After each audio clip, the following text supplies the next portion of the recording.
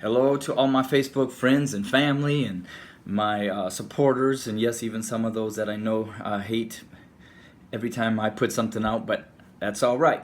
I welcome anybody and everybody because sometimes the Most High can touch the hearts of the very people that hate us and turn them into being one of our biggest supporters. So I don't underestimate the power of the Most High, because wherever His Spirit and His word goes out, we know that it shall never return void. So even what they did to Brother Joseph, he realized that what the devil meant, what the enemy meant for harm, the Most High had it all in His purpose to save a nation. You. So anyway, this is Brother Dana again, and I wanted to just share something that you may not be thinking about, but I know I do, and it's been on my heart, is just this unbelief of the conservative Republican white America having no issues for the most part of President Trump having this connection with Russia. This communist country. And I know growing up, my grandpa would always, when they would make like the seatbelt law, that was one step more into communism, as we have perceived it as, where we cannot make our own choices. And so I know you might be wondering, okay, so Brother Dana, if your family, was afraid of Russia and a communist country, causing you to have to submit to a government like that and be told what to eat, I mean, that's what we were saying, what we could eat, the job that we could work, then why would you be connecting now with a nation that is known for a history of communism? Well, I guess this is the answer to that question is white conservative evangelicals don't mind communism as long as the communism controls everybody else except for them. See, my white family members do not know what it means to be under communism, or AKA what we have done to you, our black brothers and sisters, in the form of slavery and oppression and continued white privilege and systematic racism. So because the fear of white America is not so much the Russians right now, the fear is you rising up. And that is why I know that the Most High is moving in the lives of my white family, because they are okay with their very perceived enemy of generations and generations to fight with them to overcome or to oppress or continue to remain in power over our enemy of right now, which are you, minorities and my black brothers and sisters, all of which fall under the chosen people of the Most High, depending what tribe you and your ancestors arrived from. So, my growing up as a white Christian, we say that we are glad to live in a nation that we have the freedom of religion. But see, what they really meant by that is that you had the freedom of our religion. So we would give you the freedom to be a Catholic, or we would give you the freedom to be a Baptist, or we would give you the freedom to be a Lutheran or a Missouri Synod Lutheran or a conservative Baptist, but we would not give you the freedom to be a Muslim or Jehovah's Witness or anybody else outside of our white Christian religion. And that is seen that we celebrate the freedom of religion, correct? But look at what these schools have been doing, especially in these conservative, white, evangelical towns and neighborhoods. They have yelled and screamed as much as possible, keeping a Muslim from bringing a Quran in there and having a study. See, we have prohibited anybody else, and now not only have the laws that we enforced in keeping the freedom of religion only to us, that law now is coming back onto us, because those that are coming in power are the minorities, are those outside of our religion, outside of our beliefs, outside of our white privilege. And that is why we are getting scared, and we will connect with anybody possible to not allow who we see as blacks, Mexicans, Native American Indians, colored, skinned minorities, who are actually, for the most part, the chosen people of the Most High.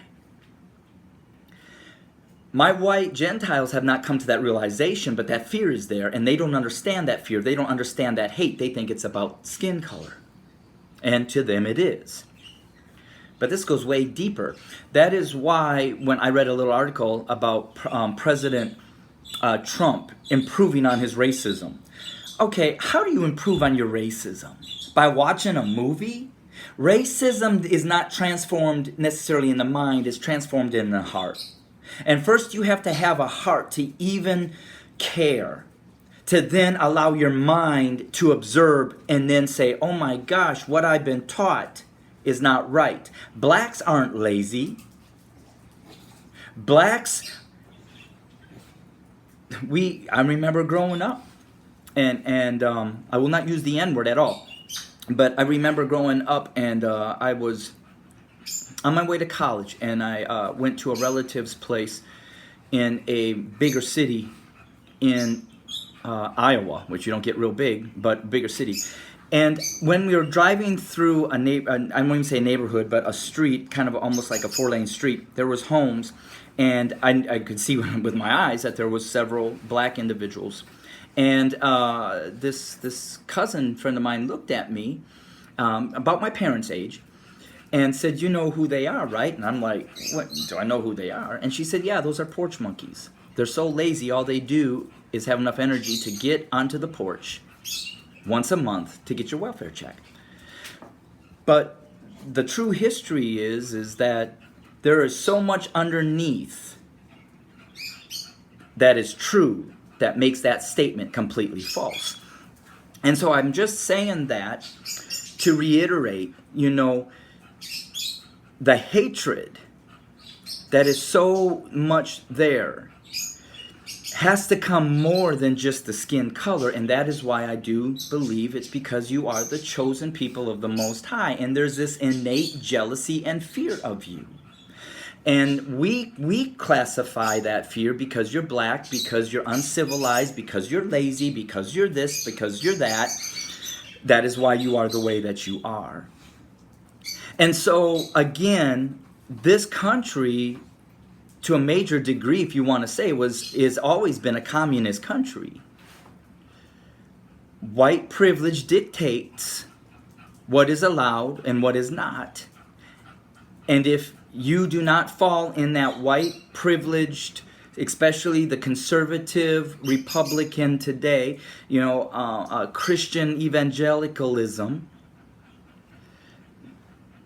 then you become like us. And if you don't want to become like us, then get out, because it's the freedom of our religion.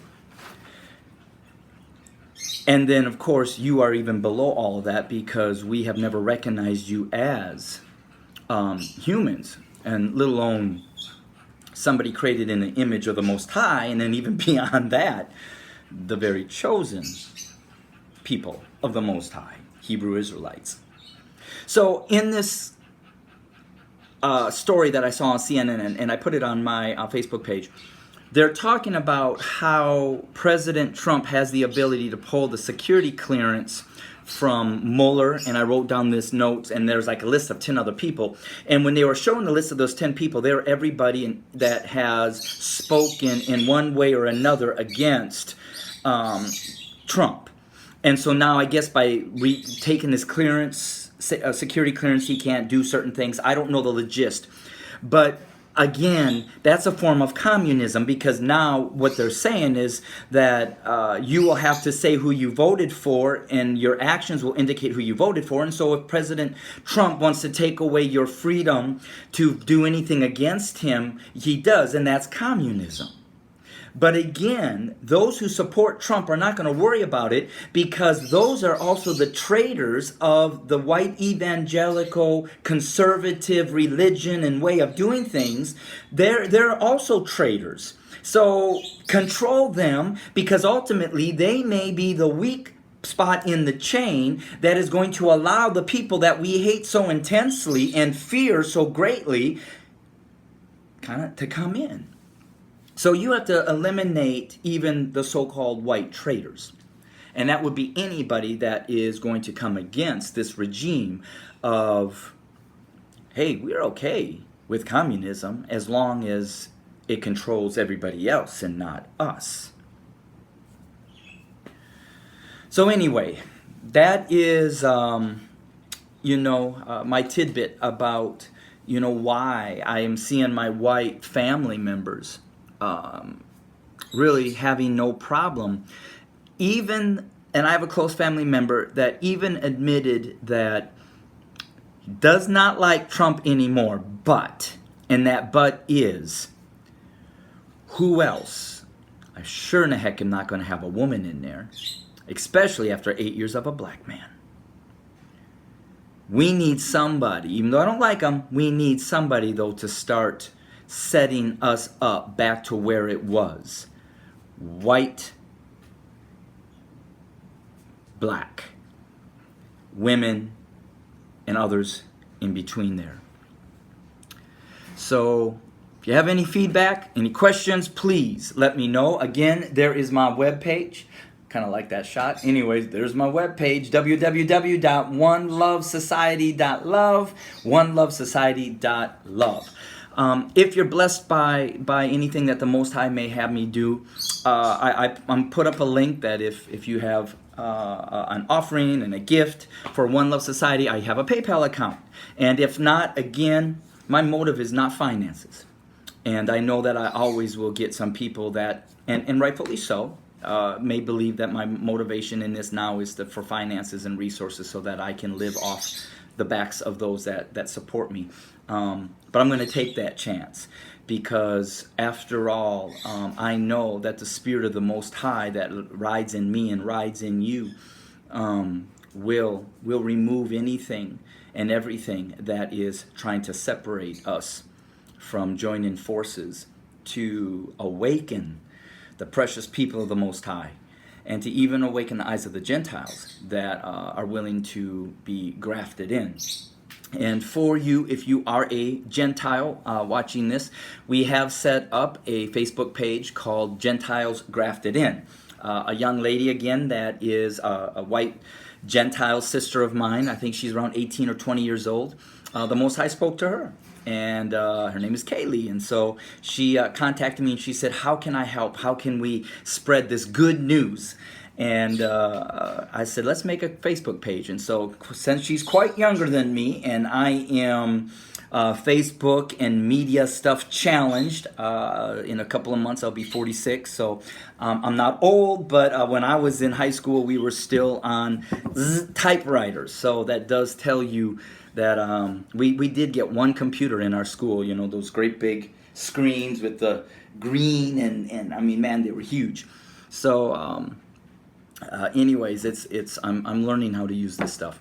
So we put that page together, and I did put a call out there, and I got some responses from any of my Hebrew brothers and sisters that would have some basic foundational start here, bits of wisdom and understanding, so that when my Gentile family begin to awaken, and they need that training and that education through you, my Hebrew brothers and sisters, there is a place where they can go and ask even the questions that I'm not ready to answer, because I'm still learning myself. So thank you for those that reached out to me. Thank you for those that support me in just sending those good vibes out my way. Somebody contacted me today and just shared a little bit what the Most High put on his heart concerning some things that have been on my heart. And, those are the things that are greater than silver and gold. But unfortunately, I can't quite take that to my website host and say, hey, no. So anyway, thank you so much for giving me your time. I appreciate each and every single one of you. I am always grateful and honored that the Most High found me worthy enough to open my eyes to see the truth of the beauty and the purpose, or the real reason of the beauty that is within those of you, my black brothers and sisters, who are the true Hebrew Israelites. I send out my condolences to those of you that are with me in mourning the loss of an incredible, mighty, talented queen. You know who I'm talking about. Queen Aretha Franklin, in her passing. So I'm still mourning the loss of Whitney Houston. So this doesn't help. Incredible people that did incredible things, coming from a group of incredible individuals, the chosen people of the Most High, the true Hebrew Israelites. This is Brother Dana saying to you, good night.